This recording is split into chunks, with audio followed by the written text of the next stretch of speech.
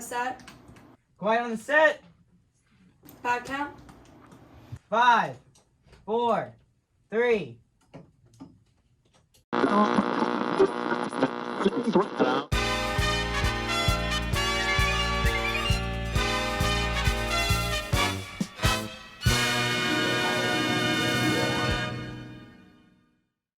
Hey Mepham, welcome back to the Midweek Update. Let's take a look at school start times, useful life skills, the upcoming Sprig Gardener Tournament, and you give us a minute, we give you a month. This and more as we take a look at what's going on this week on Midweek Update. I'm Gizzeth And I'm Jacob Sardoui.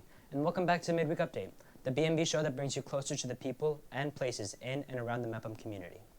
Hey Jacob, I'm really tired. Me too. I definitely did not get enough sleep. With school starting so early, I really should go to sleep earlier. You know, not all districts start as early as we do. Wait, really? Yeah. B&B's David Nee got to look at school start times and how starting later could benefit many, but isn't feasible based on logistics.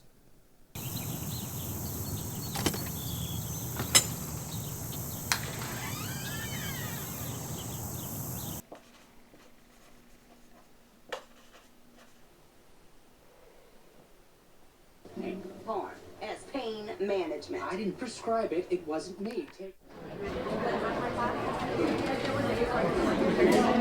360 minus that 60. Do you think you get enough sleep? No, not at all.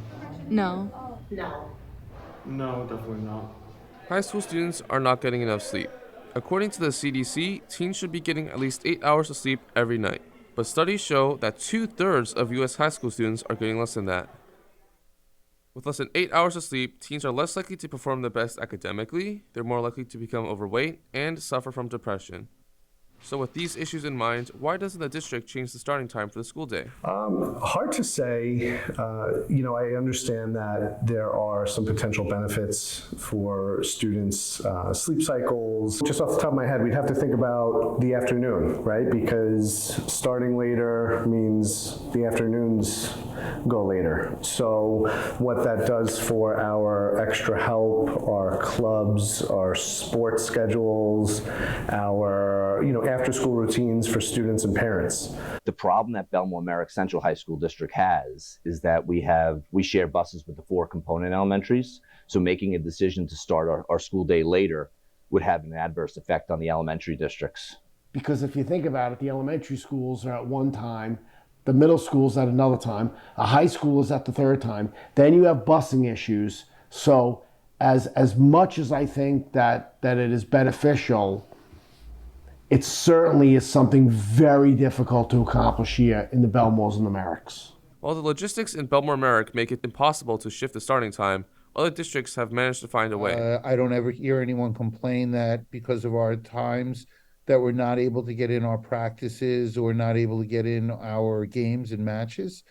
We also offer, most of our clubs meet early before the day starts during period 2. So we have a rotation of extra help sessions and classes and our clubs that typically meet at 8:15. With the inflexible starting times, students have to find other methods to counteract lack of sleep. I think consistency is important. We definitely recommend at least 7, but optimally 8 or more. And I also think going along with that, having a good sleep routine is important too. So in getting ready for bed, the things that you're engaging in before bed. I drink different kinds of energy drinks depending on the coursework I have for the day. So if I have more tests and stuff like that, then I would take an energy drink so I could stay awake. While the science is clear, the unique logistics issues of the district mean that students will need to take their own initiative to improve their sleep schedules if they want to avoid falling asleep in class. For B&B, I'm David Nee.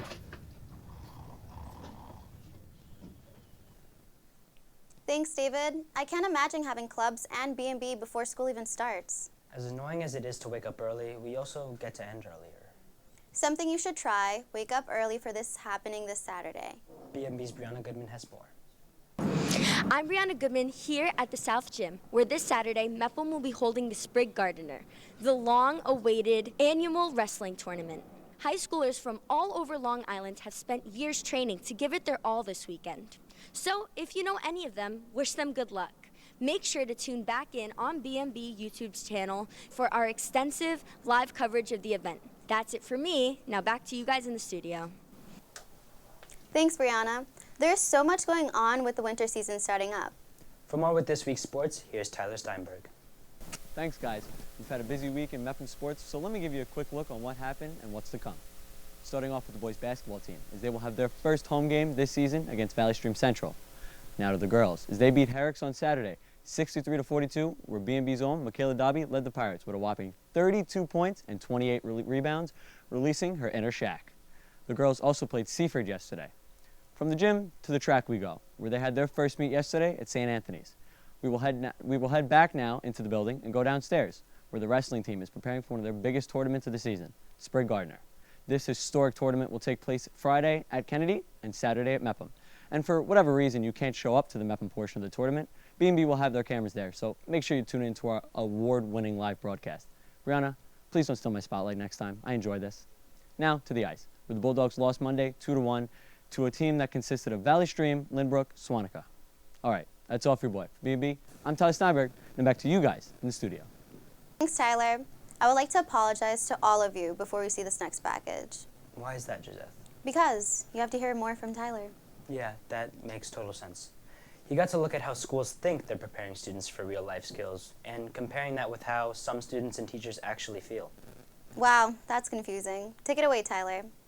There would have been a physical check attached, okay, whether that's electronic. Approximately 15 million people graduate high school in the U.S. each year. These graduates might be college and career ready, but what about being prepared for life? How many of those kids know how to file their taxes, or do their laundry, or even know what a mortgage is?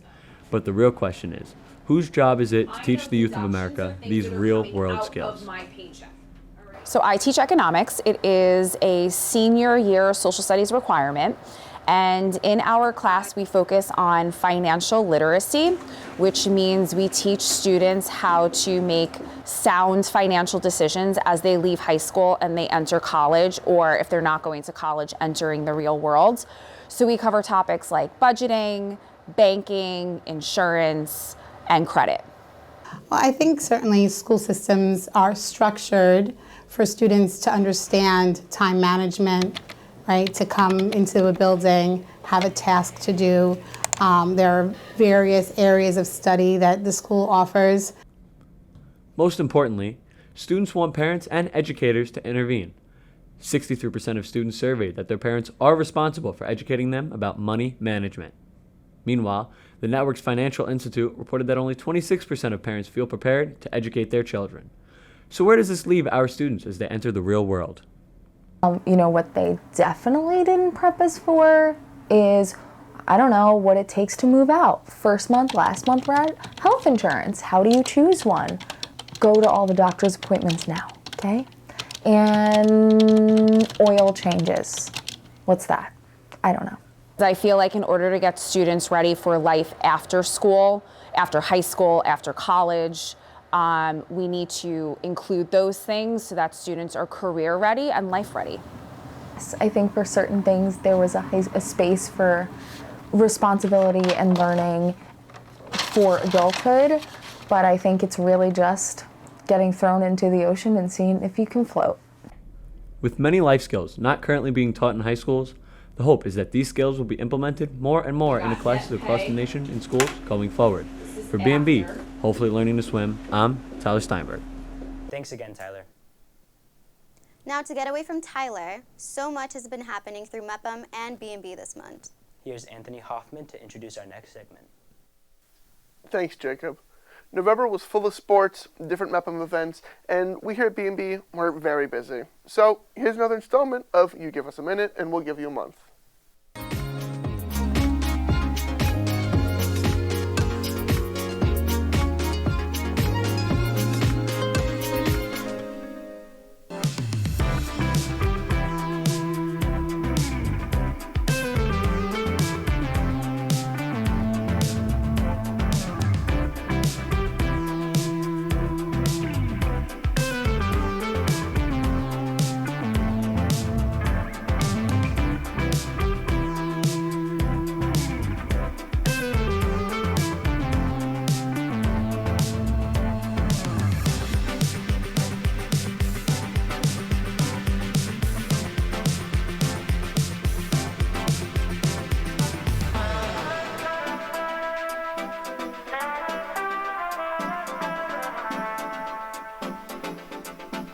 I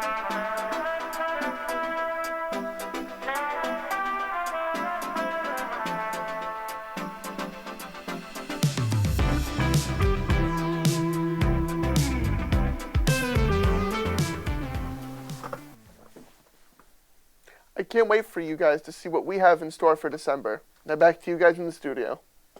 Thanks, Anthony. One important thing you should be looking forward to this month is some special morning announcements episodes. I can't wait. Until then, I'm Jacob Sardui. And I'm Gizzeth, and we'll see you all next midweek. Bye.